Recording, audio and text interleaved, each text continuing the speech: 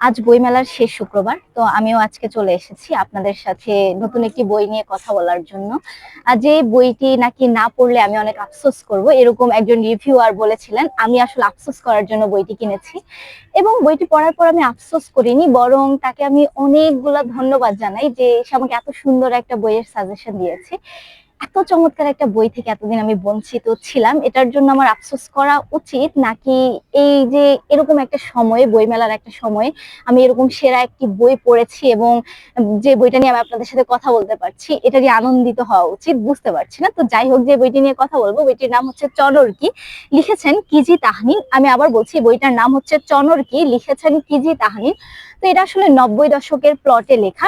90 দশকে ধানমন্ডির একটা সরকারি কলোনি, যে কলোনির মানুষগুলোর জীবনযাত্রা নিয়ে বইটি লেখা হয়েছে। মানুষগুলো কি ভাবছে, কিভাবে চলছে, বা ওই সময়ের 90 দশকের উৎসব কেমন ছিল, মানুষের মধ্যে সম্পর্ক কেমন ছিল, এই ব্যাপারগুলো নিয়ে বইটি লেখা হয়েছে। তো বইটি যিনি বলেছেন, মানে যার মুখে আমরা বইটি সম্পর্কে জানতে পাই, তার নাম হচ্ছে কাজরি, তো যাকে সবাই আদর করে কাজু বলে ডাকে।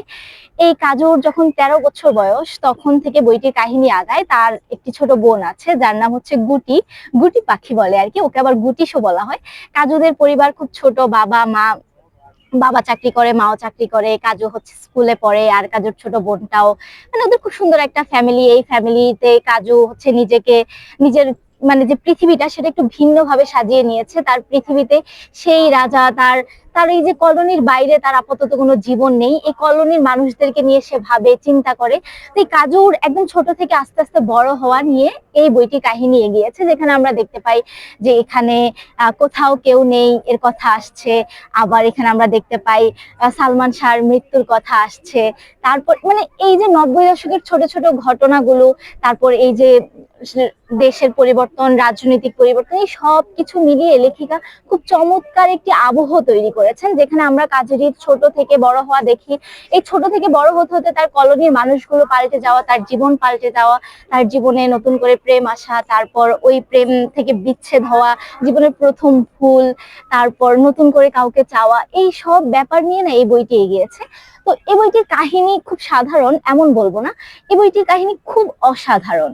হ্যাঁ, কারণ হচ্ছে 90 দশক নিয়ে যাদের আগ্রহ আছেন তারা, আমি বলবো এই বইটা কোনোভাবে মিস করবে না, তারা এখনই কিনে এই বইটি পড়া শুরু করেন।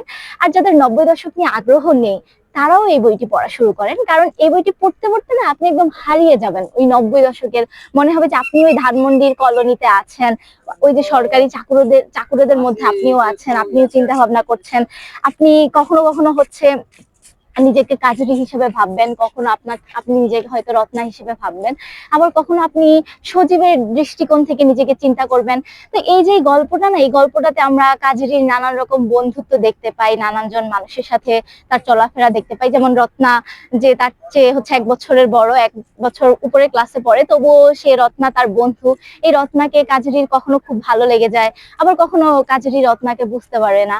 আবার আমরা যদি দেখতে পাই যে হচ্ছে কাজরি কিন্তু খুব সুন্দর না, খুব সিম্পল একটা মেয়ে, যাকে নিয়ে খুব হই হুল্লোড় নেই, কিন্তু তবুও সে নিজের মধ্যে নিজের সেরা। তার মা মা হচ্ছে মানে একদম নিজের মতো থাকে। তার মায়ের মনের মধ্যে একটা গোপন কষ্ট আছে, যে কষ্টটা আপনারা বই পড়লে বুঝতে পারবেন।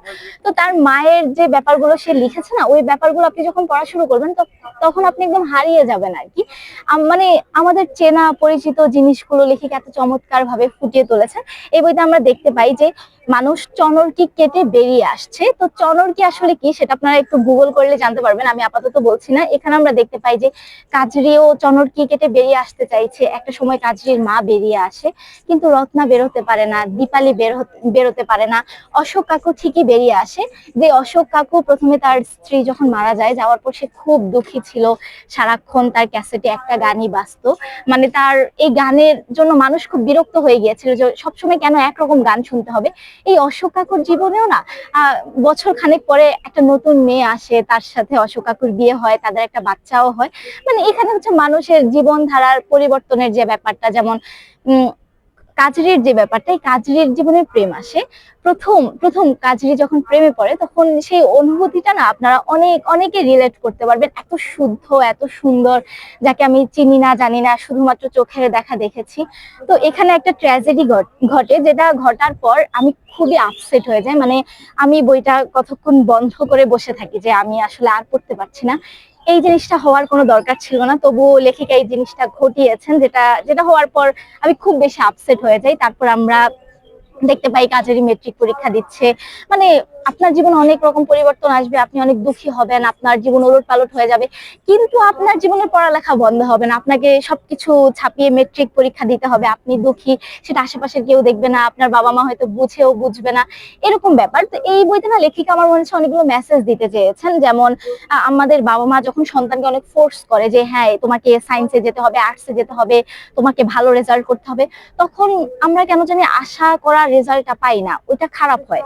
তো কিন্তু যখন আমাদেরকে স্বাধীনতা দেওয়া হয় যে তুমি এটা পড়ো বা তোমার পছন্দে পড়ো, তখন আমরা মানে অভাবনীয় কোনো একটা ফলাফল করে ফেলি। তো এই ব্যাপারগুলো আমার ভালো লেগেছে, ছোট ছোট জিনিসগুলো, যে জোর করে কিছু পাওয়া যায় না, আহ ছেড়ে দিতে হয় আর কি, নিজের মতো করে দিতে হয়। তারপর যে মানে কঠিন বন্ধন, আমি হচ্ছে অনেকদিন একজনকে ভালোবেসেও তার সাথে সংসার করেও তার ভালোবাসা পাই না, আবার কাউকে আমি দুদিনের জন্য ভালোবেসেও মানে সংসার নেই, কিছু না, 2 দিনের পরিচয়, তার প্রতি আমার খুব খুব মায়া তৈরি হয়ে যায়, মমত্ব বোধ তৈরি হয়ে যায়। এখানে আমরা কাজের মানসিকতা দিয়ে একটা বাচ্চা মেয়ে যখন ছোট থেকে বড় হয়, তখন তার পরিবর্তনগুলো, তার জীবনের ভুল সিদ্ধান্তগুলো, সঠিক সিদ্ধান্তগুলো, তার মায়ের প্রতি অভিমান, বাবার প্রতি অভিমান, বাবার উপর জেদ, এবং শেষে যে মানে জিনিসটা লেখিকা দেখিয়েছেন, সেই ব্যাপারটা এত সুন্দর ছিল।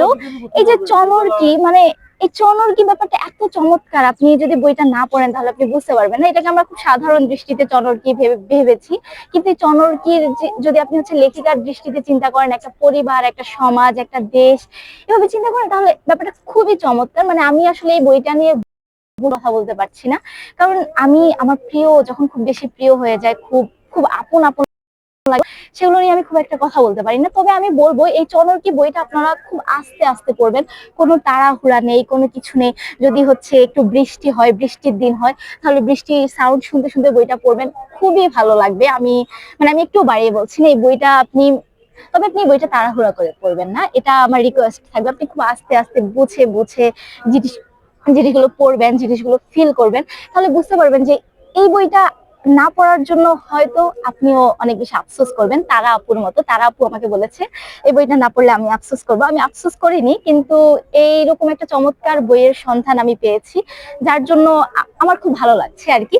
এই বছরের বলা যায় সেরা বইগুলোর তালিকায় আমি সবসময় এই বইটাকে রাখবো, এবং ভবিষ্যতেও হয়তো আমার সেরা সবগুলো বইয়ের তালিকায় এই চনরকি বইটা থাকবে। তো আপনারা চাইলে এই সুন্দর বইটা পড়তে পারেন, বইটা পড়ে আপনাদের কেমন লেগেছে জানাতে পারেন। এই যে বইটার প্রচ্ছদে একটা ক্যাসেট আছে, তারপরে একটা বাটারফ্লাই আছে, এই বইটার সাথে বাটারফ্লাই মানে চনরকির খুব গভীর একটা সম্পর্ক রয়েছে, এবং ক্যাসেটেরও একটা সম্পর্ক রয়েছে, আপনারা বইটি পড়লে বুঝতে পারবেন। তো এবার যদি আমি বইটির বাকি ডিটেলস বলি, এই বইটির মুদ্রিত মূল্য 400 টাকা, এবং বইটি প্রকাশিত হয়েছে বাতিঘর প্রকাশনী থেকে। তবে এটা হ্যাঁ হ্যাঁ, এটা বাতিঘর প্রকাশনী থেকে প্রকাশিত হয়েছে, মুদ্রিত মূল্য 400 টাকা। আর এটার উৎসর্গ পত্রটাও খুব সুন্দর, 90কে জেনেছে যারা। তো আপনারা যারা জানেননি তারা এই বইটা পড়ে জানতে পারবেন, আর যারা জেনেছেন তারাও এই বইটা পড়ে একটু ভিন্ন ভিন্ন কিছুর স্বাদ পাবেন। তো আমি আশা করবো আপনারা এই চমৎকার বইটি পড়বেন, এবং পড়া শেষ হলে আপনাদের কেমন লেগেছে তা আমাকে জানাবেন। তো আজকে এই পর্যন্তই, ভালো থাকুন, সুস্থ থাকুন। বইমেলার আর মাত্র 2 দিন বাকি আছে, বইমেলায় আসুন। আল্লাহ হাফেজ।